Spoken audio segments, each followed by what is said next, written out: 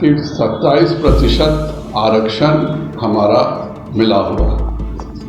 अनुसूचित जाति का अपना आरक्षण है, 50% आरक्षण इस देश में मिला हुआ। इंदिरा साहनी का जो जजमेंट हुआ था उसमें यह साफ कहा गया कि आप 50% उपस्थित रहेंगे। यह पूरी यात्रा 20 जिलों से होकर के निकलेगी और जो भी केंद्रीय कार्यक्रम हैं, जैसे माननीय प्रधानमंत्री जी ने जो सभी को मुफ्त वैक्सीन देने का निर्णय किया और 4000 करोड़ की बचत केवल बिहार सरकार को हुई है, तो इसमें वो क्या है, उसके प्रदेश के संयोजक, प्रदेश उपाध्यक्ष और विधान पार्षद प्रमोद चंद्रवंशी जी, मुख्यालय प्रभारी सुरेश रुंगटा जी यहाँ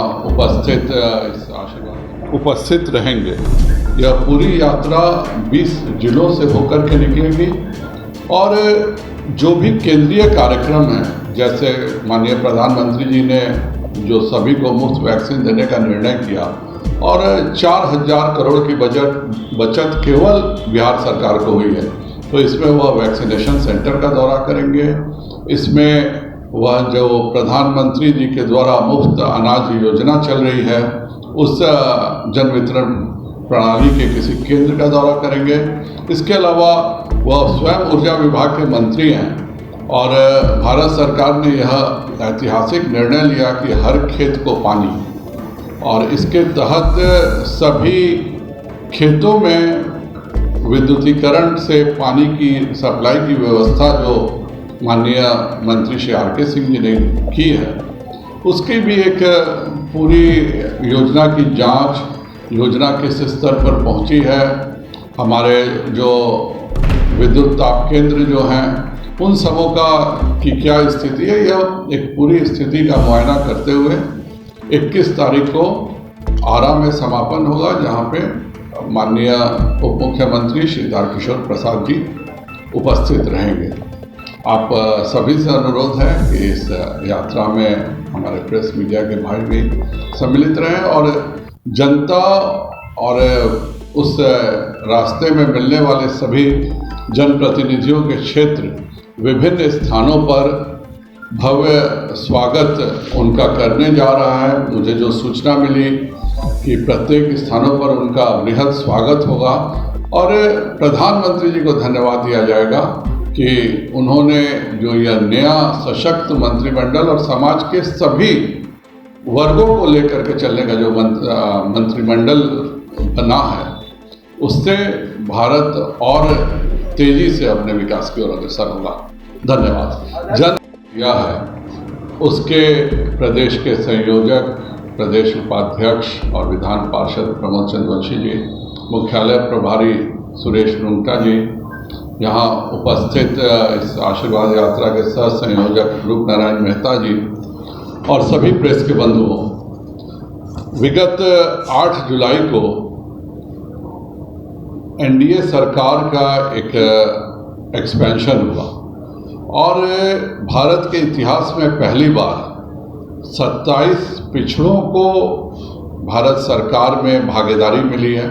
पहली बार 12 अनुसूचित जाति के मंत्री और 8 अनुसूचित जनजाति के मंत्रियों को हिस्सेदारी मिली है। पार्टी ने यह निर्णय लिया कि जनता के आशीर्वाद से आज मोदी जी का दूसरा कार्यकाल चल रहा है और यह दूसरा मेजर एक्सपेंशन प्रधानमंत्री जी के तहत इस भारत सरकार के एनडीए के मंत्रिमंडल का हुआ है और उसके लिए भारतीय जनता पार्टी अपने प्रदेशों में जहां नए मंत्री बने हैं उनकी 3 दिवसीय यात्रा करेगी। 17, 18, 19 को यह यात्रा राज्य मंत्रियों के द्वारा होगा और 19, 20, 21 को यह यात्रा कैबिनेट मंत्रियों के द्वारा होगा।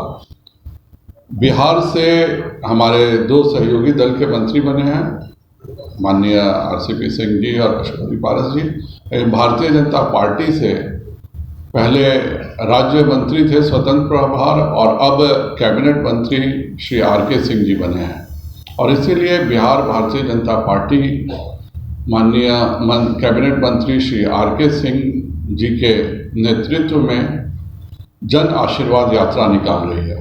इस पूरे यात्रा के संयोजक प्रमोद चंद्रवंशी जी, सिद्धार्थ शंभू जी, रूपनारायण मेहता जी, शंभू शरण पटेल जी और अनिल राम जी हैं। यह यात्रा 4 जिलों से होकर के निकलेगी। 19 तारीख को यात्रा का शुभारंभ गया से होगा और गया से औरंगाबाद होते हुए यह कैमूर तक पहले दिन जाएगी और नबीनगर में यात्रा का पहले दिन का समापन है। दूसरे दिन यह कैमूर और सासाराम में यात्रा का रहेगा और तीसरे दिन उनके लोकसभा क्षेत्र में बक्सर होते हुए ये यात्रा का समापन होगा।